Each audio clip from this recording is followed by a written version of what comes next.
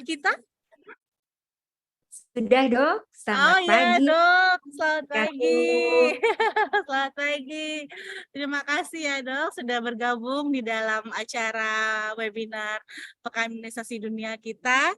Saya bacakan sedikit ya, Dok. Izin CV dari dokter.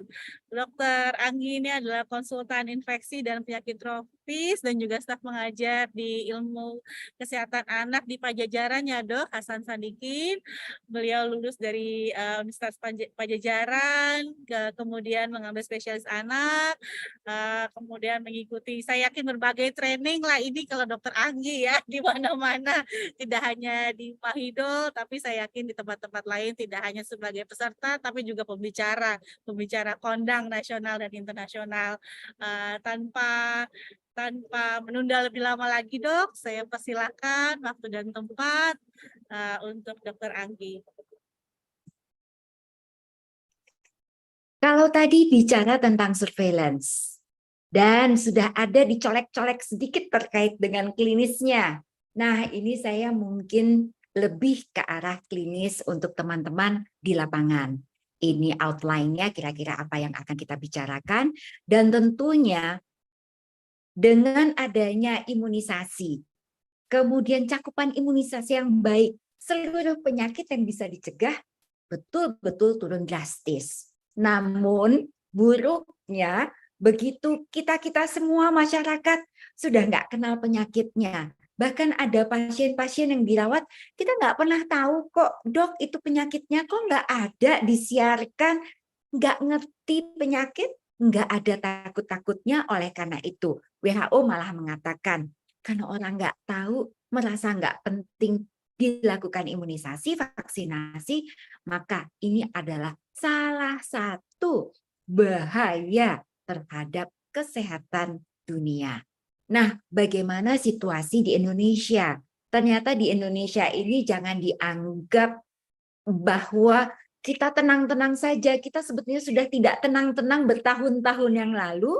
Cakupan imunisasi kita terhadap DTP 1 maupun 3 sudah lama kurang baik. Apalagi ditambah dengan COVID-19, apalagi ditambah dengan Bian kemarin, sukses, tetapi suksesnya tidak dalam 1 bulan. Sehingga tentunya bila imunisasi kita cakupan kurang baik, siap-siap kita menghadapi berbagai kejadian luar biasa yang kita sudah kenal sekarang. Pertama adalah pembuka campak. Virus campak ini bisa dicegah, tapi tadi sudah dijelaskan bagaimana sangat menular dengan tampak sebagai demam ruam yang akut disebabkan oleh virus rubeola. Penularannya itu via apa? Via udara. Lebih menular dibandingkan COVID-19 sekalipun. Saya bicara ini, kalau misalnya saya kena campak, dia bisa melayang-layang virusnya selama 2 jam dan dia bisa berada di sekitar kita sebagai suatu vomit selama beberapa jam. Dan bisa berada dalam tubuh kita, laten virusnya 5-10 hari. Inkubasi atau mulai virus itu masuk ke tubuh sampai menjadi sakit cukup panjang, 7-14 hari. Barulah dia sakit kira-kira seminggu. Jeleknya, sebelum muncul sakit, -4 hari. Sampai dia beres ruamnya itu, dia masih bisa menular 4 hari kemudian. Cukup panjang. Selama itulah dia masih menular. Nah, sebagai para klinisi, ada dokter, ada perawat, ada bidan, kita harus kenal campak itu ada 3 stadium. Yang paling mudah kita lihat bagian ini.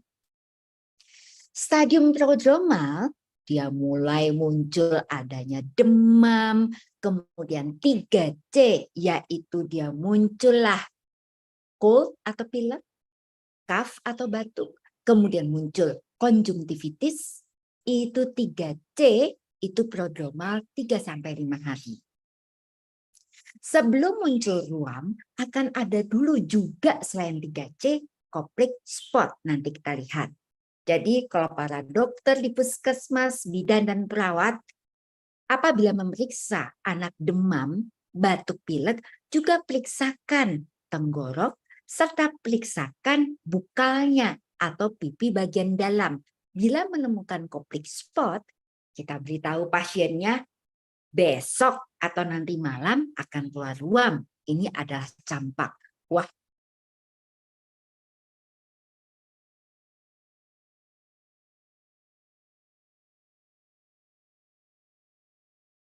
Izin Dokter Anggi, suaranya tidak terdengar, mungkin unmute sebentar Dok. Iya, silakan ya, lanjutkan terima Dok. kasih. Dan kemudian ruamnya itu khas sekali. Ruamnya mulai dari kepala, terutama ini bagian telinga atau di antara rambut dan kulit, untuk menyebar ke seluruh tubuh, kemudian ke lengan. Nah, kalau stadium konvalesen atau mulai penyembuhan, ruamnya itu yang tadinya bersatu menjadi menggelap. Akhirnya muncul seperti sisik. Itu hanya kepunyaan campak. Tidak ada lain ruam yang akan bersatu, menggelap, kemudian menjadi bersisik. Nah, ini kemudian selanjutnya bisa terjadi suatu komplikasi. Kita lihat dulu. Kalau kita bertemu pasien campak, mukanya tuh emosi jiwa. Biasanya anaknya ini betul-betul seperti marah. Lihat ini konjungtivitis, bibirnya juga kering. Kita lihat, cek tenggoroknya, begitu kita lihat pipi bagian dalam, ini yang dinamakan koplik spot. Putih-putih-putih di dasar yang lebih pucat dibandingkan lainnya. Khas sekali pada campak. Sebetulnya dia mulai H-1 sebelum ruam. Jadi ini bisa kita ketemu duluan. Bila mana kita bicara campak, dia menular.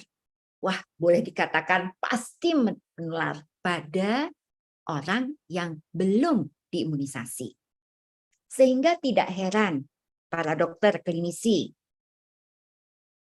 kalau kita mendapatkan suatu KLB campak yang dikatakan menularnya bisa 90%,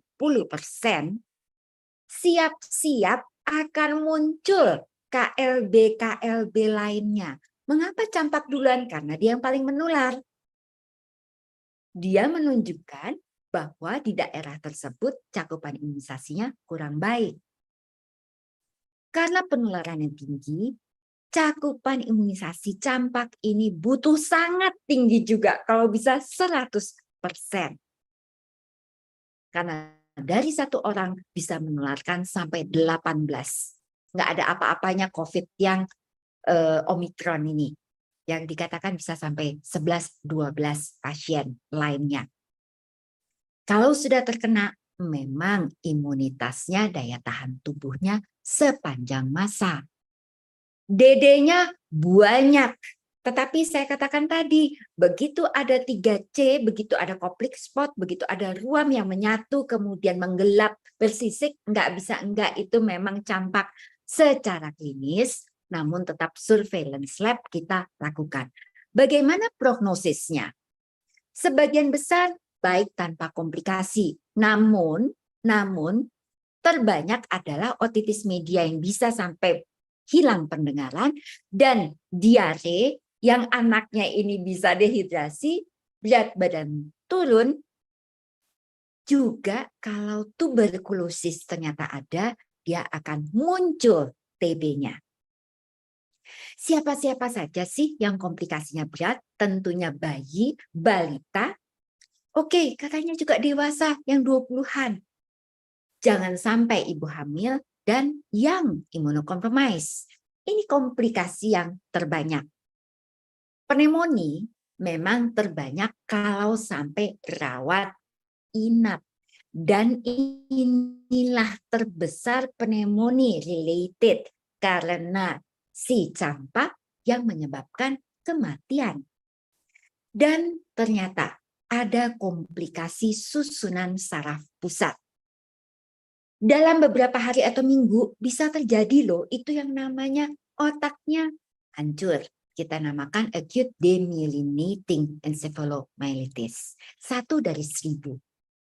Kemudian dalam 1 tahun, dia bisa terjadi encephalitis. Nah, yang paling kita takut adalah SSPE, memang 1/10.000 bahkan 100.000. Sampai bertahun-tahun yang akan datang. Kita lihat ini ada videonya.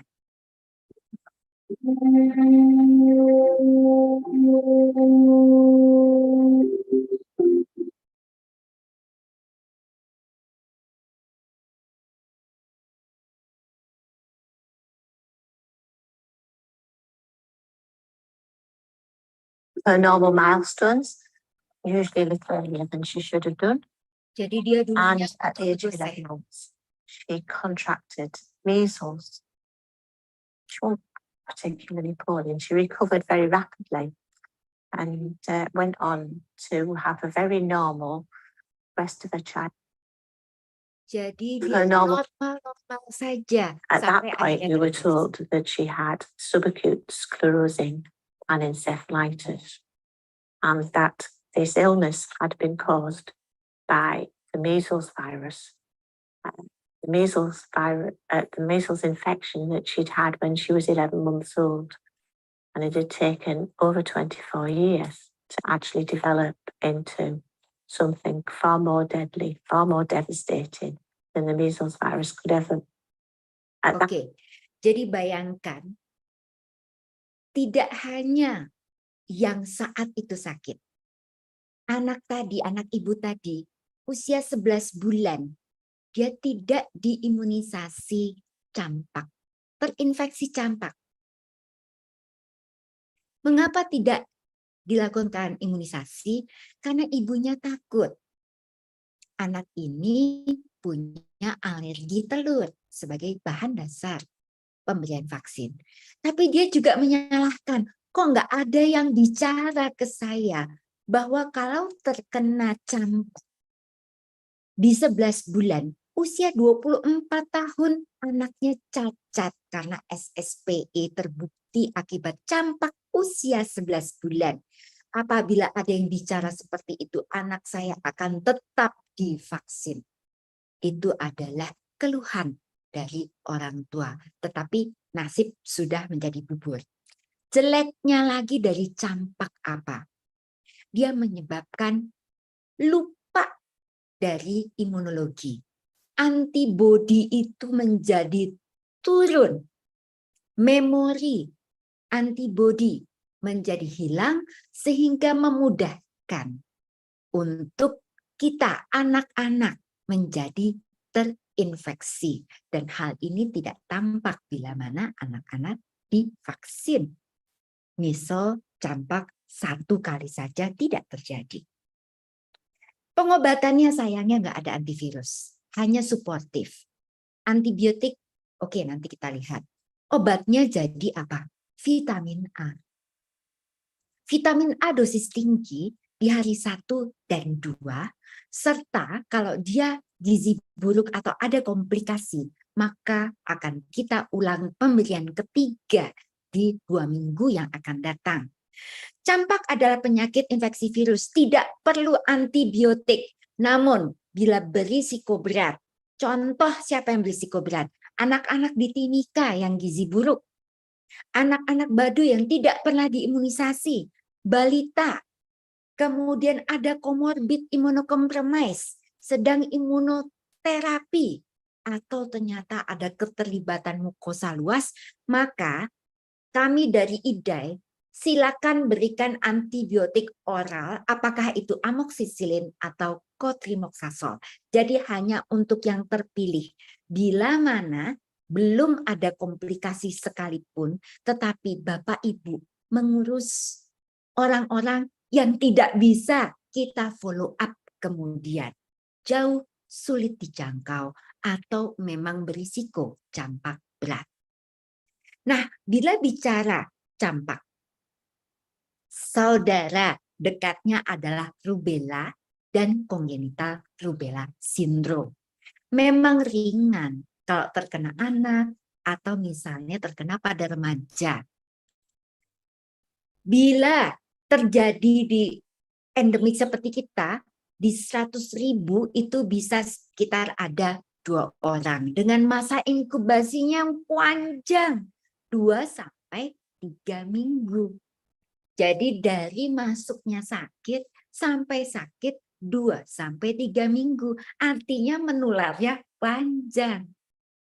Kalau yang tidak hamil dan dia bisa sembuh sendiri atau ringan, tidak mengapa. Namun bila mana terinfeksi dari anak kepada ibu yang hamil, maka di 10 minggu awal berisiko nanti apakah menjadi abortus, lahir mati, atau congenital rubella syndrome. Manifestasi klinisnya seperti suatu influenza dengan ada ruamnya pinkish saja dan biasanya didahului dengan pegal-pegal, kemudian ada pembesaran kelenjar terutama di suboksipital. Demamnya juga nggak tinggi, nggak akan lebih dari 38,3 derajat Celcius. Nah, pada remaja, anak besar bisa artritis artralgia. Ini adalah DD-nya. Tentu kita bisa membedakan para klinisi antara campak dengan rubella. Karena campak itu tadi jelas dengan 3C koplik spot, kemudian berkumpul, kemudian hiperpigmentasi. Tidak demikian dengan rubella, dia pink, dia lebih rata ruamnya dan tidak akan menyatu, tidak ada koplik spot. Namun demikian, rubella ini dalam jangka waktu panjang dari 1 bisa menularkan ke 14 orang lainnya. Oleh karena itu, imunisasi MR kita harus tinggi cakupannya, kalau bisa mendekati 100%. Durasi imunitasnya cukup panjang, walaupun tidak sepanjang campak. Bayangkan sekitar 50-50 tidak ada gejala, namun menular. Lewat apa lagi-lagi? Airborne. Dari bicara, batuk, kemudian bersin, menular lewat saluran pernapasan. Bahkan bila mana seorang bayi dengan congenital rubella syndrome bisa menularkan virus ini via urin. Jadi jangan lupa untuk kebersihan tangannya. Seminggu sebelum muncul penyakit sudah menular. Kemudian juga seminggu setelah mulai muncul ruam. Dan kembali lagi, anak yang CRS, congenital rubella syndrome, bisa menularkan bertahun-tahun. Prognosisnya baik, tetapi pada bayi-bayi terkena rubella begitu kita cek, nah ini bisa berat bila mana trombositopeni, bila mana ada pneumonia, ada hepatosplenomegali, atau bahkan sampai pulmonary hypertension. Jadi ini terutama pada congenital rubella syndrome. Komplikasi tadi ya, pada adolesen, pada remaja, pada perempuan, biasanya poliartritis, poliartralgia yang simetris pada jari-jari dan pergelangan tangan, dan sangat jarang memang ada manifestasi lainnya. Nah, ini dia congenital rubella syndrome. Kalau usia kehamilan di bawah 11 minggu, maka 90% kejadiannya. Tetapi kalau sudah lewat dari 16 minggu, jarang terjadi defek. Namun demikian di Indonesia keliwat banyak yang mengalami congenital rubella syndrome. Sebelum imunisasi yang campaign dulu di 2016, kita dapat bayangkan ada 1.000 anak Indonesia cacat sia-sia akibat tidak imunisasi. Congenital rubella syndrome semua bisa terkena. Kalaupun kataraknya kita operasi, kalaupun jantung yang bocor kita operasi, kemudian kalaupun apapun kita operasi juga ketuliannya, sekian ratus juta yang kita keluarkan tetap dia akan terjadi suatu kecacatan. Jadi kita tidak ingin terjadi suatu congenital rubella syndrome akibat infeksi rubella. Bagaimana dengan difteri? Nah, kalau kita mendapatkan pasien dengan nyeri tenggorok dimanapun berada, jangan tidak memeriksa tenggorok, tonsil, faringnya dengan pen light berwarna putih. Harus dilakukan. Bahkan apabila di tempat Bapak Ibu sedang terjadi KLB difteri, ada anak yang influenza-like illness, periksa tenggoroknya. Jadi periksa tenggorok sangat penting. Tadi ada untuk campak, sekarang adalah untuk difteri. Begitu kita ketemu membran, maka kita akan bicara ini adalah difteri. Yang sering Bapak Ibu dokter, perawat dan bidan tidak lakukan adalah colek itu si tenggorok. Begitu berdarah, maka ini makin yakin difteri. Tetapi difteri cukup bila mana ada beslah.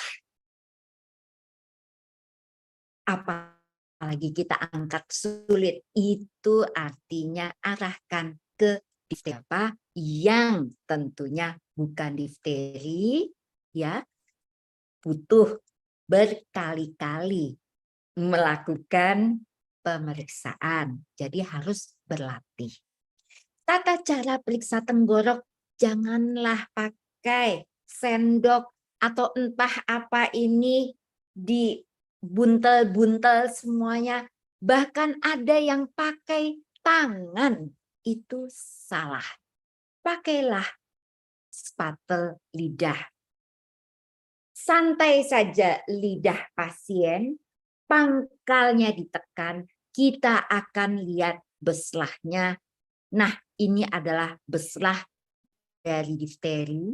Kalau kita mau melakukan pemeriksaan dengan media amis, lakukan. Kalau tidak di bawah membran, artinya buka dulu membrannya untuk terambil bakteri Corynebacterium difterinya, atau antara beslah dengan tenggorok.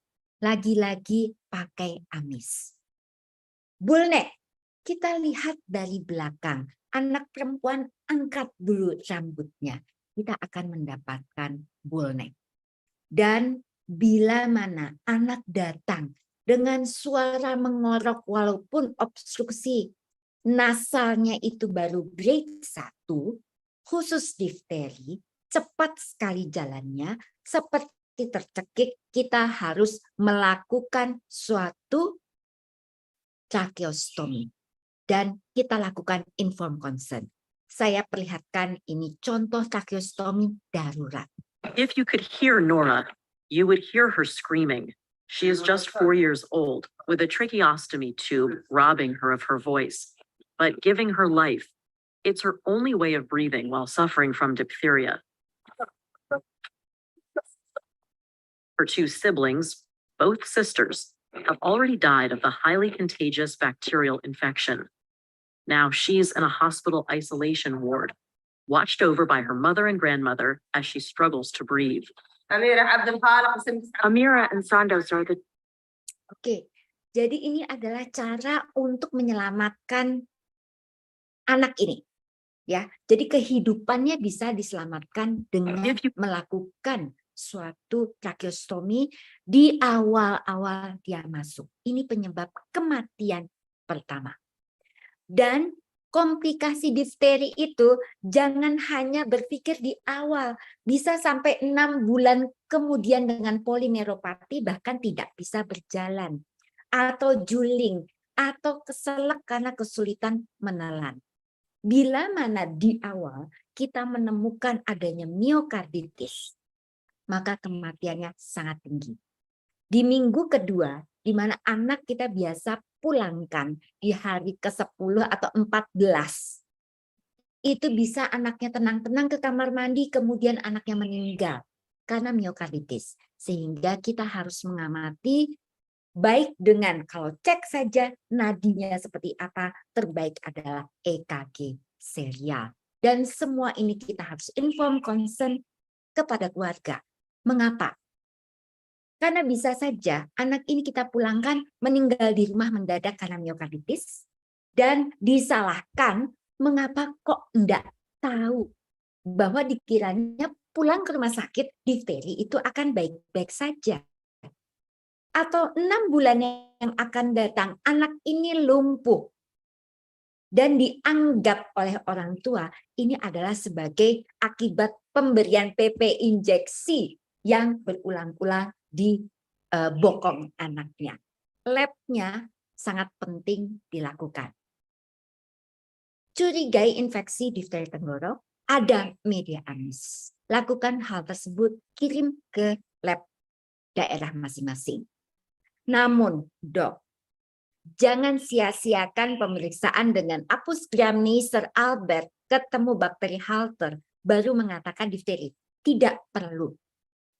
Jadi tidak usah mahal-mahal periksa itu karena tidak reliable hasil apus-apus tersebut. Dan kita harus segera memberikan anti difteri serum. Dan ini melalui tahapan-tahapan karena ADS kita memang amat sangat terbatas. Artinya sebetulnya penyakit ini jangan ada supaya ADS yang sangat terbatas walaupun ada uangnya, belum tentu ada obatnya.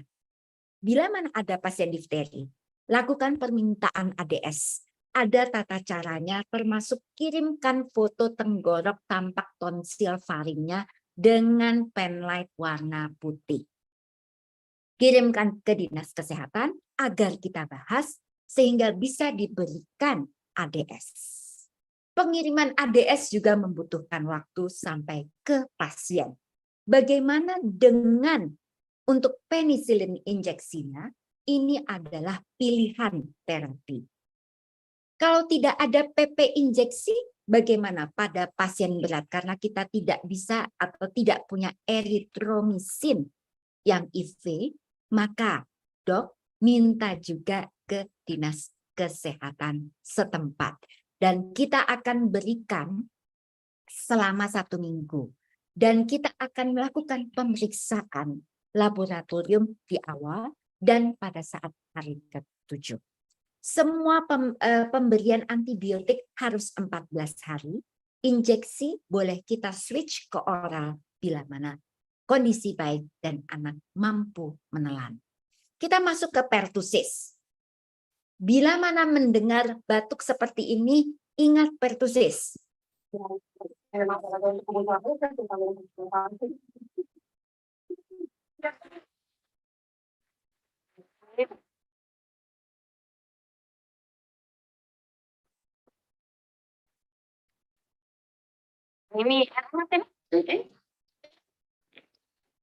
Ini khas sekali pertusis. Begitu dengar para Bapak Ibu dari tempat tunggu pasien, sudahlah ini pertusis. Dan usia 5 tahun tempatnya dia mengalami berbagai komplikasi. Jadi mulainya di stadium kataral atau ini adalah yang awal seperti batuk pilek biasa, seperti flu saja, tetapi dia sudah menular. Begitu paroxysmal stage, ini yang batuk-batuk heboh. Disinilah tempatnya komplikasi. Kalau bayi-bayi kecil apne bradikardi, bisa kejang ensefalopati. Nah, kalau yang lebih besar atau dari kecil sampai besar bisa pneumonia, atelektasis. Anak-anak lebih besar jadi malas makan, malnutrisi. Dan ini sampai ke convalescent stage masih saja itu yang namanya batuk-batuk muntah, tidak heran berat badan akan turun. Ini kami pasien usia 2 bulan. Juga seperti ini. Emang ya, sama online ada ya, komunikasi. Tadi nggak di sama napas. itu tuh kan. Dia ada peperangan.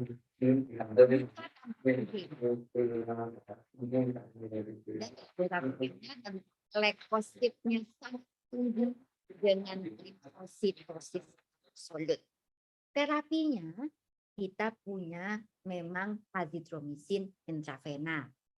Kalau yang berat. Tetapi bila tidak cukup erythromycin.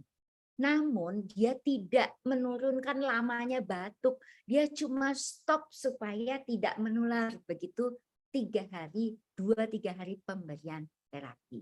Jadi simptomatik mau pakai dexamethasone, salbutamol, difenhidramin, antitusis. Nah ternyata tidak. Paling imunoglobulin tapi kita nggak punya. Montelukast mungkin bisa membantu seperti obat asma. Nah tetanus neonatorum. Sekarang kita bicara bahwa ada bayi kalau begitu kita lihat kok nggak bisa minum ya karena mulutnya mencucu, kemudian rigid kalau kita pegang, spastik. Apalagi kita tanya ibunya tidak diimunisasi, pikirkan tetanus neonatorum. Tentunya faktor risikonya selain ibu tidak divaksin, tindakan A dan antiseptiknya kurang. Ternyata ada bayi sebelumnya, anak sebelumnya tetanus neonatorum juga. Dan mungkin ada popok-popok yang diberikan di umbilikus. Dan ternyata tidak hanya saat itu matinya bisa 90%, long term kalau survive bisa dia gangguan dari kemampuan disability-nya, gross motornya, bicaranya. Jadi kalau ada anak tetanus, mudah. Ini mulutnya mencucu, boro-boro bisa minum. Kalau kita pegang, dia seperti papat. Untuk membunuh Clostridium tetani, kita sekarang menggunakan metronidazole. Jadi PP-nya tidak. Lebih baik metronidazole. Selama setidaknya 10 hari, berikan human tetanus immunoglobulin 250 IU. Jadi mau apapun cukup 1 kali ini, kecuali kalau mau diulang masih boleh. Dan pemberian HTIG ternyata jauh lebih efisien dibandingkan ATS, termasuk juga mortalitas, lama waktu hilang spasem, lama perawatan, efek samping lokal, HTIG lebih rendah dibandingkan anti-tetanus serum yang memang lebih sulit didapat. Komplikasinya tadi banyak, pencegahannya tidak hanya imunisasi. Kemudian kita bicara polio yang terakhir. Kalau tadi polio sudah sangat banyak dibahas, saya akan kembali lagi di zaman waktu baru selesai beres perang di mana polio di kota New York ini sampai demikian kejadiannya. So targeted arms, children under 5, spread by fecal oral person-to-person transmission, launching an attack on the nervous system, in some cases leading to paralysis in a matter of hours. By mid-century, polio caused widespread panic. In the 1940s and 50s would be remembered for the spread of polio in epic proportion. People were urged to avoid crowded areas. Public pools and movie theaters were closed. In reaction to rising numbers of polio cases, and citizens lived in fear of a disease of which we knew very little. In the early 1950s, outbreaks across the region caused myriad cases. The USA alone reported 60,000 cases in 1952, 21,000 of which were paralytic. Hospitals overflowed with polio victims encased in iron lungs. Parents and children were separated during long quarantine periods. The time period was marred by images of leg braces, iron lungs, wheelchairs, and breathing mechanisms.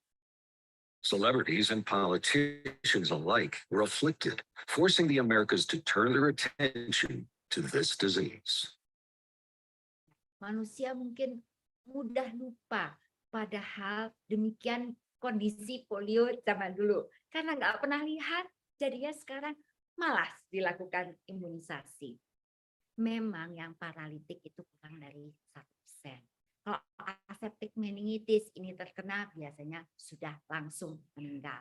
Nah, prodroma nggak bisa dibedakan dengan influenza, ya mirip-mirip saja bahkan dengan faringitis. Namun kalau yang kita masuk yang si 1%, ya dia ada 3 stadium.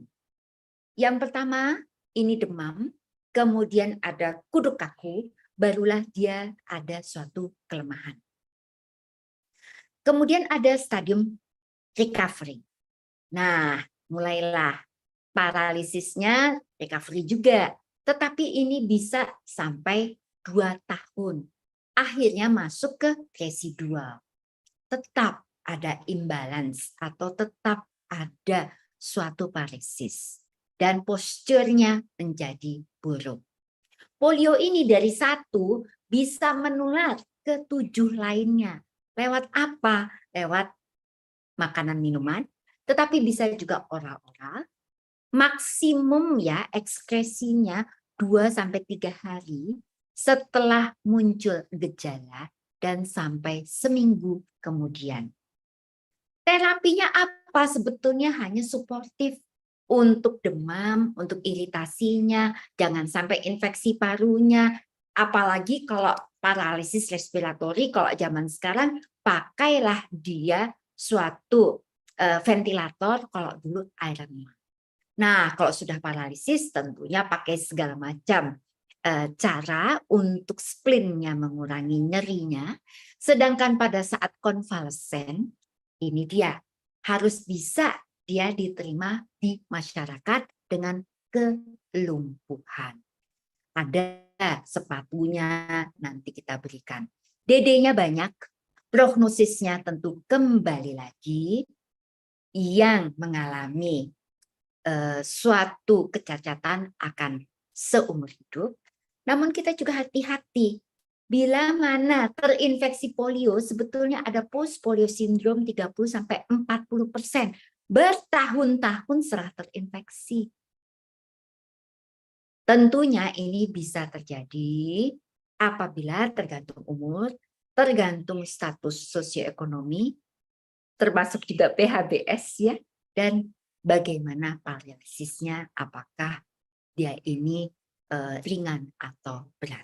Oleh karena itu saya mengingatkan kembali penemuan kasus PD3I enggak harus ditemukan, karena bila tidak ditemukan tadi Bapak Ibu semua mengetahui dia sangat menular, pasti menular. Bahkan sebelum sakit, bahkan setelah sakit. Oleh karena itu kalau kita mengurus 1 pasien saja, kita menyelamatkan banyak orang di sekitarnya dan tentunya menyelamatkan Indonesia dari penyakit-penyakit yang dapat dicegah dengan imunisasi. Sedemikian tinggi cara penularannya sehingga kita para klinisi harus ingat infection control. Zaman sekarang yang namanya prokesnya tetap dijaga, tetap jaga pakai maskernya, tetap jaga untuk cuci tangannya. Jadi sebagai take home message-nya, kita semua harus mengenali tanda dan gejala penyakit yang dapat dicegah dengan imunisasi. Sudah beberapa tadi saya katakan campak, rubella, pertusis, difteri, tetanus, dan juga polio. Laporkan karena Dinas Kesehatan surveillance tidak dapat bekerja dengan baik apabila Bapak Ibu klinisi tidak menemukan kasus dan kalau sudah ketemu mohon untuk dilaporkan kepada Dinas Kesehatan. Dan tentunya dengan banyaknya PD3I ini para klinisi harus mampu menjaga kesehatan diri, keluarga, dan lingkungannya. Demikian yang saya bisa sampaikan. Terima kasih banyak dan saya kembalikan kepada Dr. Olivi sebagai moderator. Terima kasih. Wassalamualaikum warahmatullahi wabarakatuh.